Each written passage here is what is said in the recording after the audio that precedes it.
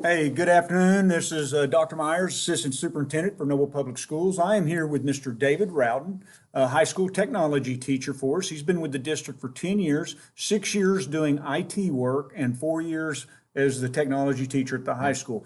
As a parent myself, I have asked Mr. Rowden to kind of show us what, if I was to log in as a parent, what that dashboard would look like for my kid. So, Mr. Rowden, if you don't mind. So the first thing a parent's going to see when they log in here is the dashboard. And if your dashboard's set correctly, it should look like this. And it's in what is called card view. And card view is just a view that every one of these cards represents a class that they are taking. Okay, what if a kid is missing a card? If the kid's missing a card, there's only really about two things that could be going on. One is they're not enrolled in the class like they thought they were, so they need to contact the counselors and find out what's going on with that. The second step is if they say they're enrolled in it, they need to contact their teacher, because that means their teacher has not yet published their course. Okay. Now, at this point in September, most teachers should have published it. But yeah, if a course disappears, you'll need to call the counselor's office to see what's going on with enrollment. This card view is the place to be. And I can tell you right now from a lot of the calls that I've received, where a lot of students end up is if you click on these three dots up here, you end up in this list view. And I'm sure a lot of you students are groaning when you see this, and parents too. That looks more confusing to me. Yeah, it's a little more confusing because you're not really entirely sure what's going on. You don't know if this is a due date or when it's created, but it shows you due dates over here. But it's just it's just convoluted to me, and it's a much more simple interface to always click in the top right if you find yourself in this view. And you come down to card view. Just remember that term cards, because each one of these cards is a class. This way you can just dump right into one of your classes, and you can get right to work. You can see right where you left off with the check mark here, and as you can see, he's done all the way up to here, and so this is where he's left off. He knows where to pick it up and keep going. So, yeah, this is it's a much better interface. How do you get overall. back out of this back to the card view? Well, that's a good question. So right here is the global navigation of Canvas, and the dashboard link is right here. Now, sometimes this might be minimized a little bit, and all you'll see is this little speed dial thing. But this speed dial takes you back to your dashboard, and then here are your cards again, each card representing a class. Over here on the right is a to-do list. Can you walk me through that? For sure. Yeah, this to-do list is kind of a mess, especially from your dashboard. From within your class, it makes a little more sense, but here you can see there's some German 2 stuff mixed in with some chemistry, mixed in with some algebra 2.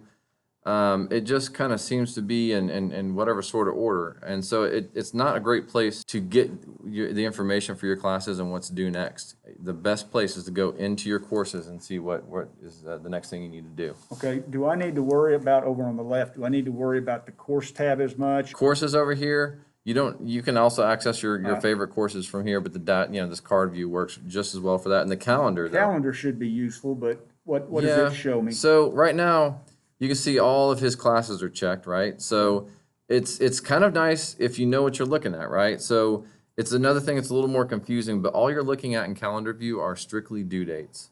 Okay, So so when I see a box right here, that is a due date. That's not correct. when it came open. That's correct. But I would know when it became open in my dashboard under my card view. Yes, that is correct. You would know. And if you click on it, you can actually see the due date, and what class it's coming from. But as you can see, when you click on a day, you can put your own events in there. But and if it's crossed out, that means you've done it. So that's all that means. So if you look way back at the beginning, you see something that's not completed, you want to see if it's still available for you to complete and get it done. But that's the calendar view in a nutshell. It's your due dates. So don't think that like, oh, I don't have to start looking at this until the 15th. No, that's when it's due. You need to look well ahead of time. So sometimes a teacher doesn't necessarily put a due date because there's not a need to, and so that's where you got to watch out for it on this, because it can't put it in the calendar if it doesn't have a date to go by. So All right, and so if I was logged in, I'm helping my son. Right. This is the card view, and these are the classes he's enrolled in. Exactly. Your recommendation is to go to the class itself to keep better track of due dates. That's correct. And what's been posted to work on, correct? That's correct. Okay. You go into the class. Most of the teachers will have a home page. Coursework is the link to go to. That also, if you'll notice, it takes you to the modules page. So if for some reason you don't want to use their home page, all you got to do is go to modules. Those are like your units, everybody. So it's like your unit 1, unit 2. As you can see here, this teacher has chapter 1, and then the next unit is likely chapter 2. So they're going to be organizing these in that fashion. So again, you just kind of go through and do the work as needed. Oh, and one more thing ahead. about all this, yeah. Be sure that you're checking the grades and everything in PowerSchool, right? Every parent, you need to have that PowerSchool app, and that's what's going to go on your students' transcripts. So that's what you need to be looking at for grade, grade wise. You can look at individual assignment grades in Canvas. That's where your teachers are grading. But I'm just saying, when you want to know, hey, what's my kid's final grade right now in this class? That PowerSchool is your ultimate source of like, that's what the grade they have currently. Okay. Anyway, all All right. right.